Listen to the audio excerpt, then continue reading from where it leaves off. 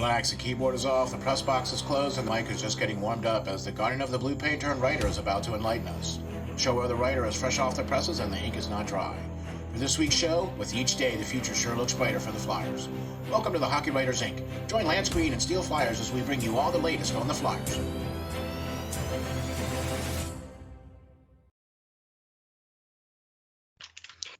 Hi guys, welcome back to another edition of the Hockey Writers Ink. As always, I'm your host, Lance Green. And as always, I'm your co-host, SteelFlyers. And Lance, my friend, how are you doing, sir? I'm all right. Awesome sauce. Doing all right. Summer kind of winding down here, getting about. It definitely is. Getting into the dog days of summer now. Here we are, right? And you know what that means? That just means that right around the corner is hockey season. Right? Okay, yep. That's what we're talking about here. And I'll tell you what, man, this is the Hockey Writers Ink, and we're so glad that you guys tuned in and are kicking back and checking us out. We really appreciate that. And we got a great lineup here of stuff to talk about for you guys tonight, and we're really excited about getting into it. So what do you say, Lance? We jump right in here with these great topics, I think? Yeah, let's go. All right, let's go. And here we are, folks. We're at episode number 135. With each day, the future sure looks brighter for the Flyers. And all you have to do is tune in to any of the hockey that's going on right now. Yeah, I know there's not a lot of hockey going on right now, but the Helga Gretzky Cup just wrapped up, okay? And there's another particular player that's playing right now that the Flyers have a very keen and high interest in.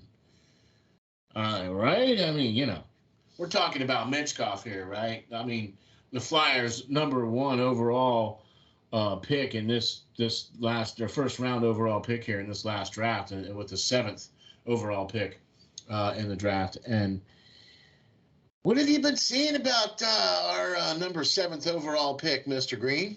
Well, he's definitely been taking care of business in the KHL preseason, scoring goals literally every night, highlight reel goals. Looks to be quite amazing. He just finished up a 3-on-3 tournament where he won MVP of that tournament. But more importantly for the Flyers, he's recently took on a change in where he's trying to switch over to possibly the center position, which would be good. He's an excellent winger, but the Flyers have a lot of depth at right wing. So if he was able to transition to center and do so and keep his point totals up, or perhaps get even better, Yeah. that would be quite amazing, because the Flyers are depleted at the center position for sure. So Wow. Interesting stuff. I know a lot of people are keeping an eye on him now that we drafted him, and there's just some other people on that team you should probably keep an eye out for as well.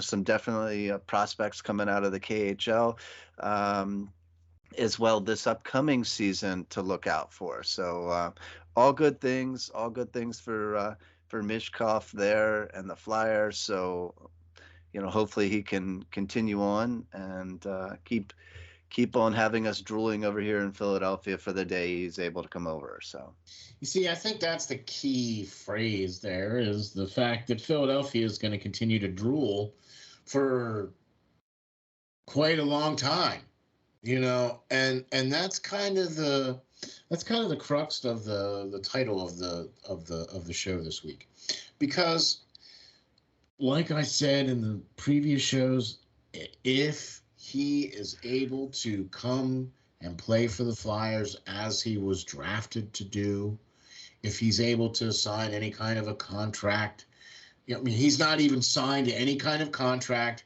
There isn't going to even be any kind of signing of any kind of contract with him at least until at the end of his previous engagement. So that's why I'm so nervous about this. Yeah, man, he looks great. Yeah, he could be the next coming, but there's just so, look, I'm not trying to be a Donnie Downer here or anything like that. You know what I'm saying? But you really got to look at the reality of this. If he plays that well, you really think that the KHL is going to let him go? Well, I mean, they've let others go in the past. You know, having Ovechkin and everybody, I believe, was over there partaking in some stuff recently as well in his home country. So it. I mean, Ovechkin still has family there. He still goes back there to visit and, whatever. I mean, what? Yeah. I got no problems with somebody from Russia. There's no problem with that. But the problem is he going to be able to come out of that contract so that he's going to be able to play for the Flyers? That's my biggest question. And all we get to do is sit here now for the next 3 years and drool and watch this young man just blossom into this next, whatever you want to call it, right? Well, and we just get to sit and watch and watch and hope and wait and hope and watch and wait. Well, just like in my last article, I think we need to do that. I think we need to wait because Michkov is great, and how great he is over here probably wouldn't equate to what he is doing over in the KHL, because this is a better league than the KHL, but definitely promising. And the Flyers need a couple of those type prospects to be able to come back. And we talked about that last week with, the Pittsburgh, concept, the Tampa Bay concept, the Chicago Blackhawks concept, where they stunk really bad repeatedly for multiple seasons to get all those players to build that dynasty type franchise to be able to truly compete. Michkov would make us compete if he came over, but would we be true competitors? And that's would we be cup contenders? And that's a no in my mind. Even not with just him. So, as much as you're scared of the Russian thing, and I am too, because of the war going on and all that ensues with that, and surrounding, in my previous articles with that, talking about his dad and the contract that he's inked to. Get ready, Steel, because there's a prospect that Danny Briere might be looking at on his team this upcoming season, in Ivan Demidov. And he's due to be probably a top 5 pick as well. Yeah, so if those two get going this season, and looks like they already are, we might just have another Russian prospects, be taken if the Flyers are as bad as we think they're going to be this season. And, they're going to be teammates for a couple of years in Russia until they both can come over here and play for the Flyers, if they draft Ivan. But, that he is a real option in the top 5 if the Flyers are going to be there again, or top 10, really, depending. So, as good as Michkov is, we need more of him. And Demidov is another player like him coming out this year. So, and he plays on the exact same team as Michkov. I'm with you. So. No, I'm with you, because that's what we talked about last show with Oliver Bonk and his line mate. Right, and I'll tell you what, if those two players are available, see, that's kind of where you have to, if you're looking at players like that, then you have to kind of look who they play with as well, because I guarantee you that who they play with is going to be, especially now with just how the talent has been so intense the last 3 or 4 years. Coming especially out of Russia, coming especially out of Europe. I mean, some of the talent that's been coming out of there has been really quite, some pretty good guys coming out of there. So, Like I said, I can't wait to see him come and suit up with orange and black. I'm counting the days until that happens, to be honest with you, because I, like every other Flyers fan, is just doing that, waiting for that day when, okay, and Michkov has landed in Philadelphia, and he'll be suiting up for his first training camp. Until I hear that, great. So, with that being said, now that the Flyers have some time, potentially, how are they going to fill that time? How can they fill that time? I think exactly with what you were talking about, Lance. They need to get more guys like Michkov. They need to get more players like Oliver Bump.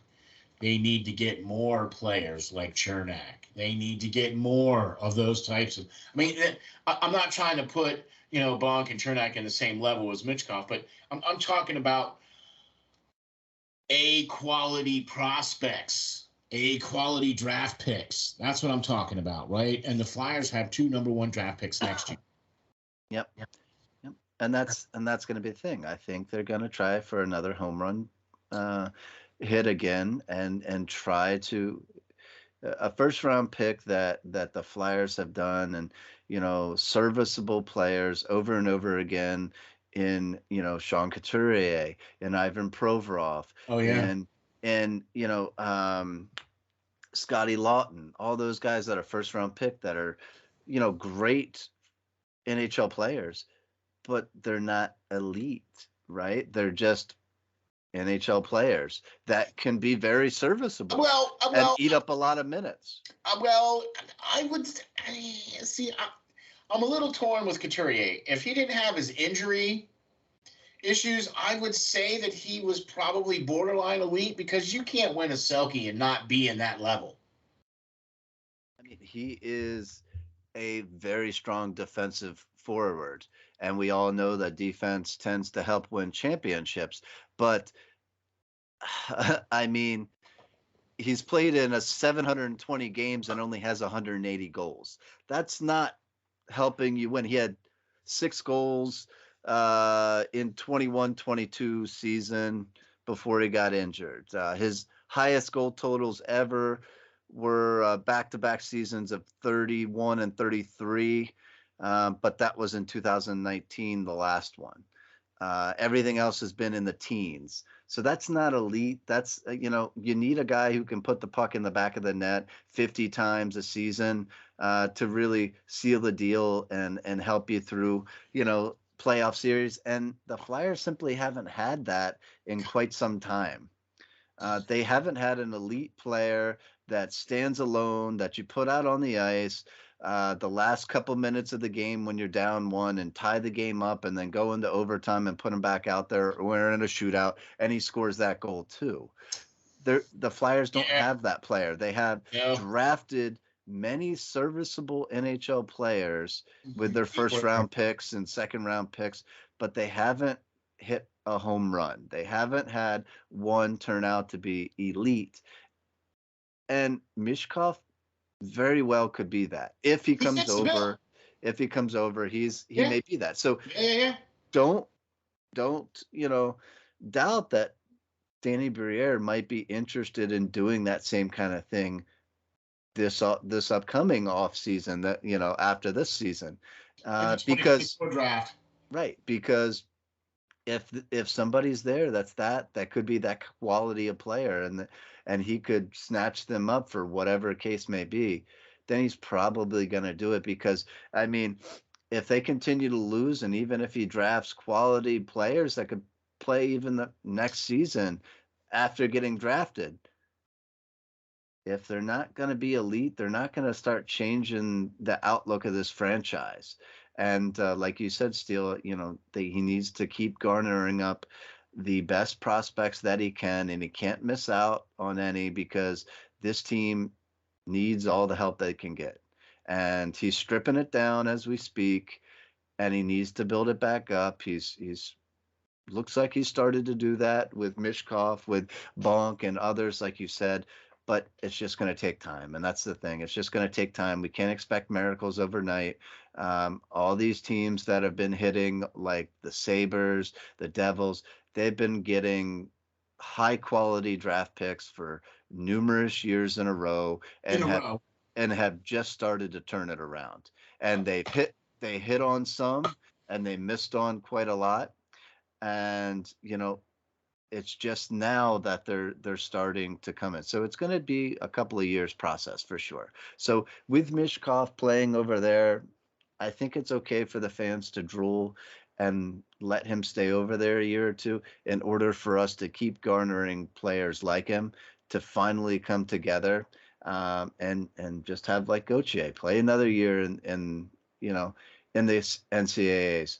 Is it what we would want? Probably not. I'd rather see the guy in black and orange because I think he's talented enough to do so. But if he wants to go win a national championship with the team that they're assembling up there in Boston, then let him go get that experience.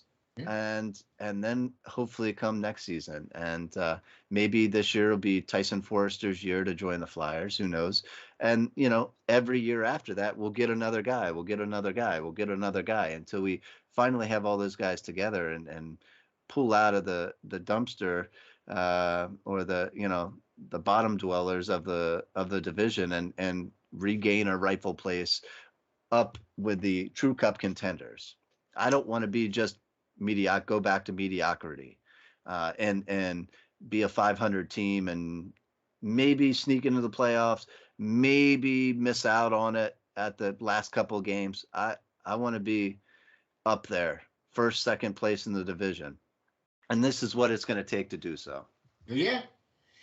It's been proven time and time again that if you build from within the draft and you build that way, and if you keep that core group of guys continually moving up and moving along, and the other key factors in that is that what hasn't happened for the Flyers is that its recent crop of prospects have not really progressed at the level that they should have. Do you know what I'm saying? Under the previous regime, some of them even have taken a step back in some areas. Do you know what I'm saying? Mm-hmm. And with that being said, and now with new coach now being his, second year as coach, and here now we got a new general manager, a whole new front office, and a whole new line of thinking. Do you know what I'm saying? Having that same line of thinking that the more successful teams like Tampa Bay, like Chicago have been, like, past cup winners have been, where they've built the teams through the draft, or where they've been not the best team for quite a number of years. Look, Philadelphia has had enough of that time where they haven't been a very good team. And let's face it, mediocrity is only going to continue to breed that, because if you constantly are picking 15th and between 15 and 25, if that's where you're picking draft picks every year, you're not going to get those elite players. You're not going to get, you might find a diamond in the rough, pick somebody, but you're not going to get those elite players on the same level that, say, Pittsburgh did, or Chicago has, or New Jersey has, or even Anaheim has, or, Tampa Bay did when they were coming up through, and, all those other teams that have done that. You got to take that into account. And I really like this now new approach, Lance, because this is what we have been asking for. This is what we have been pining for the last, how many years now? We've only been doing this now for 2 years. I don't get it. Right? This is what we've been wanting. This is what needs to happen for the Philadelphia Flyers. It's not Rome. It's not going to be built in a day. It's taken how long to get to this level of mediocrity? You know what I'm saying? And it's just like you said, we're going to need more Michkovs. We're going to need more Bonks. We're going to need those guys in the next upcoming years. And it would behoove Danny Briere to garner as many top level, second and first round draft picks between now and 2026. Okay, because that's the final year of Tortorella's contract. I think Tortorella has, and that's something that we've even discussed on our previous shows, that his impact on this team, now he has a voice in the room. He's able to shop for some of the groceries now. I'm down with that. I'm down with a guy who's been around hockey players his whole life and knows how to coach hockey players. That kind of means you know what to look for. And can say, hey, this guy would be this, or this guy could be that. I'm just saying. I like this, though. There's a lot of things that I like about what's going on here, Lance. And I think we've touched on quite a bit of it over the last couple of shows. And there's one I know that we need to talk about, first of all, in this show, you know what I mean? Because I think Carolina pulled off a pretty good deal there. It just goes to show you what a good organization the Carolina Hurricanes are, I believe. They honored the deal with the Flyers with the trade there with David Kase for the original prospect of Massimo Rizzo that they were going to do with the Tony DeAngelo deal, that the NHL said, nah, I don't think so. Right.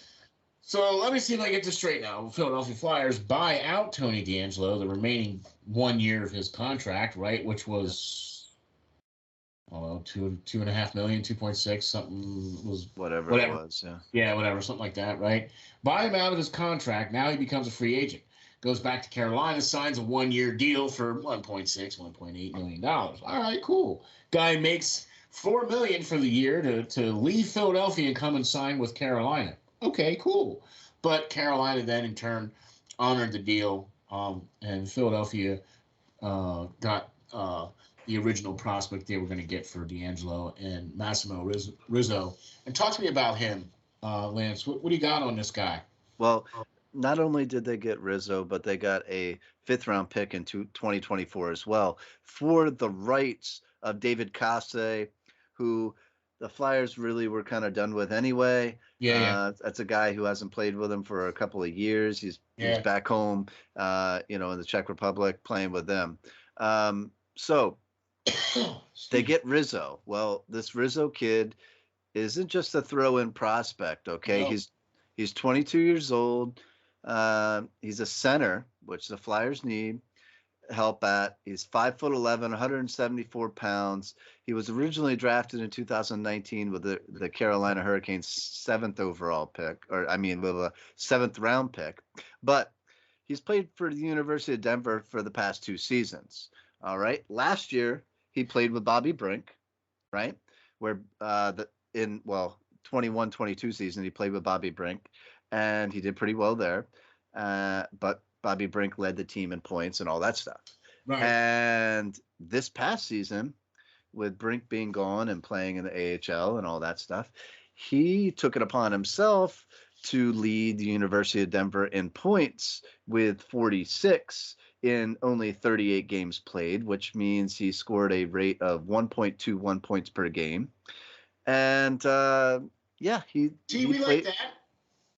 He did pretty darn good.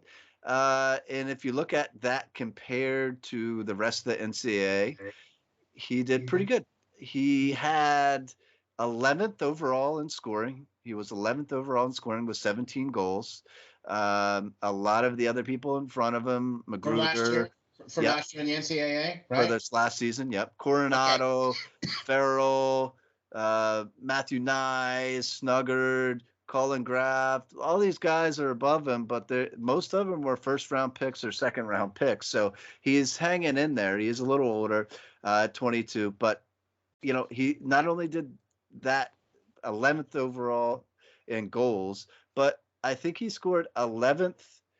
I think he was 11th in points with 46 with his point totals, and as well as 11th overall in points per game with the 1.21 points per game. So very respectful in the NCAA ranks. He definitely stood out on the University of Denver this year, and I think he could be a good prospect, to have in the system.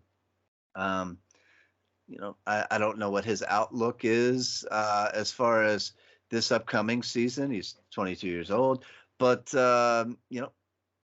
if he comes in, has a great camp, maybe the Phantoms, ink him and see where he goes from there, right?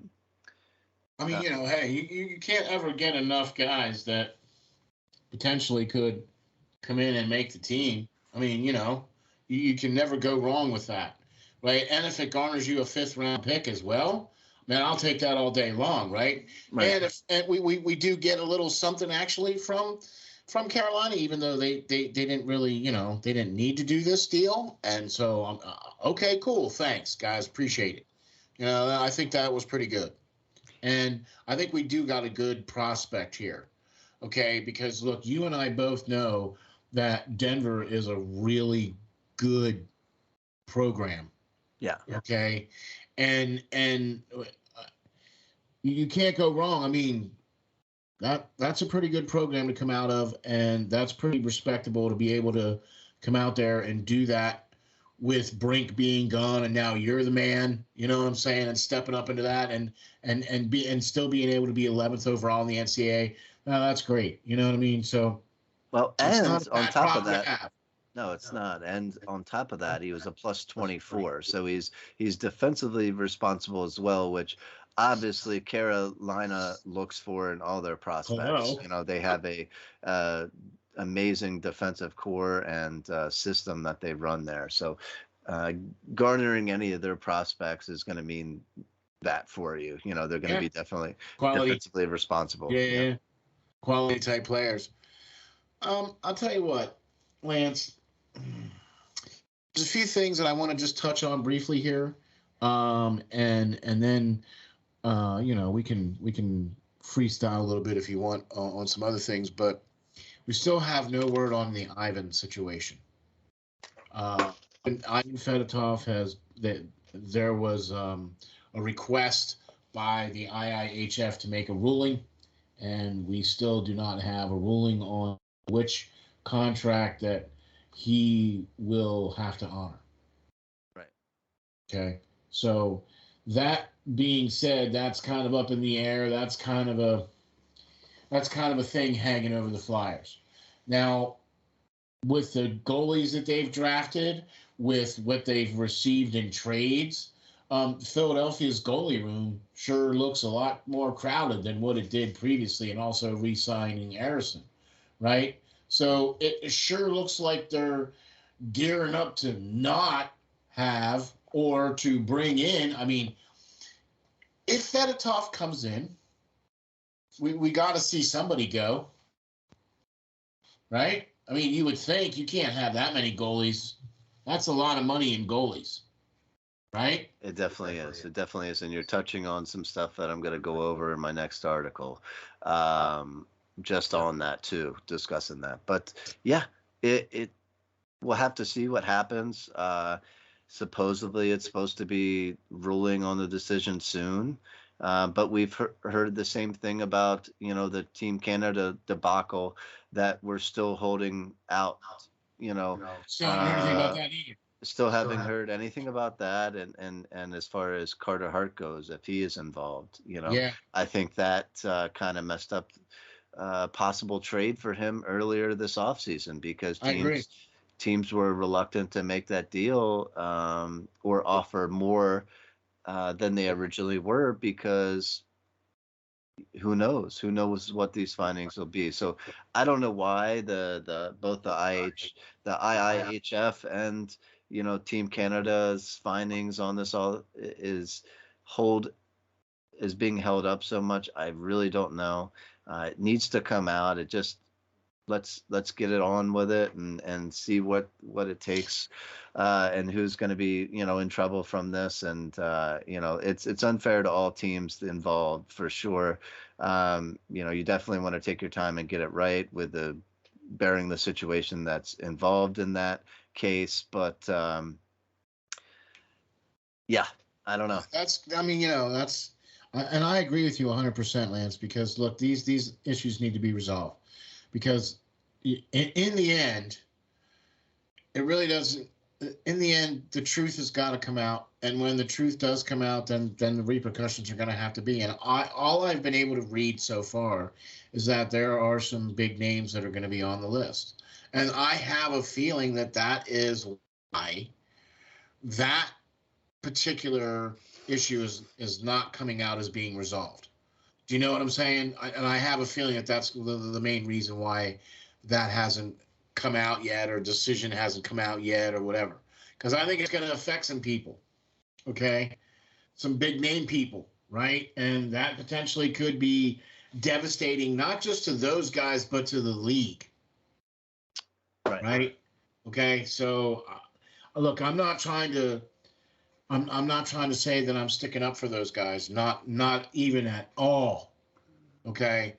Because what those guys did was very wrong, okay? But we need this information now so that things can move on, so that things can progress the way they're supposed to. Do you know what I'm saying?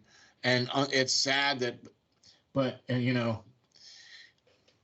got to do it. At the end of the day, it's a business too, and these teams that are paying these players multi-million dollars and are setting their teams up for this season, they should have the right to know this already if the findings are complete. Because if they're going to be without a big name player or something like that, they need to find somebody else to be able to, fill in that roster spot. And with the case involved and everything like that, you don't want to rush it. Like I said, I get that, but if the findings are done, why aren't they releasing it? Yeah. I don't know. Yeah. Let's rip the Band-Aid off. Let's see what we got, and go from there. We're all about that, man. We're just all about ripping the Band-Aid off, right? 'Cause let's face it, right? Come on. If you get it all out in the open, then it's there, and you get to deal with it, and then you get to move on, right? And so I'm so with you on that, okay? There's one other little thing here that I want to touch on here before we let everybody fly away, and that's this. Coming up here, I know we're getting into that stretch of time now where we're approaching the dog days of summer.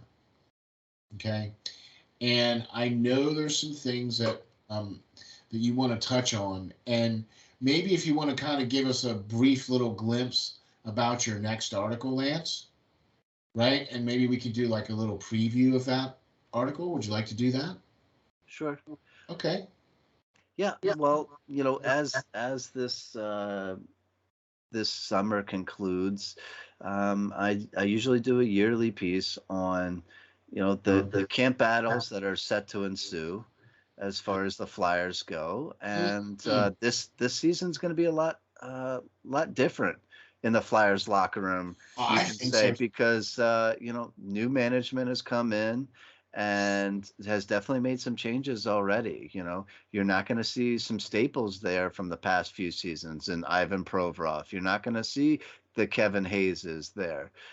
So these are big pieces that are now missing from this locker room, and they're going to need to be filled. They're going to be replaced in the lineup, and I think for the most part they have those areas kind of nailed down on who's going to take those. But some of the younger prospects are progressing and are thus deserving of some chances, and I think this administration is aware of that and will tend to allow them the ability to make that roster, and as opposed to prior administrations where they would fill it with overage veterans that well past their prime. So I'm excited about this. I think Yeah. camp is going to be very important this year. Oh yeah. And very intense, as John Tortorella showed it would be last season. So it's going to mean a lot for a lot of people. It's not just getting to skate out there and you kind of know where you're going to go back to the Phantoms, or you're going to go back to junior hockey, or the NCAA, whatever the case may be, wherever you played, and play for another season before you actually might have a chance. A lot of people might have some chances here because they're willing to put them out on the ice to gain them the experience finally. So it's going to be interesting, and I'll go over a couple of key battles that I think that are going to be hard fought for actual positions on opening night. I'm with you on that, man, for sure, for sure. And I'm looking forward to this article, Lance, because I think once we get this article, I think this will be a great show, because I believe there's gonna be, look, we've been talking about patience. We've been talking about, look, this is gonna take a couple years. We've been talking about, the fact that the new guard is in place in the front office, and it's starting to change the face of the guys that are in the locker room now. You've already touched on it, the fact that you're not going to see certain guys in the locker room anymore now, like Kevin Hayes isn't going to be there. And this is the another year with. I mean, I'm not trying to continue to bash, but no more Giroux. You know what I mean? Those days are gone, right? Kevin Hayes, that day is gone. Ivan Provorov, that day is gone. You know what I'm saying? And giving an opportunity for these young guys is exactly what this team needs to do, and this is how it's going to get better. This is the path forward. Okay? It's always darkest before the light, right?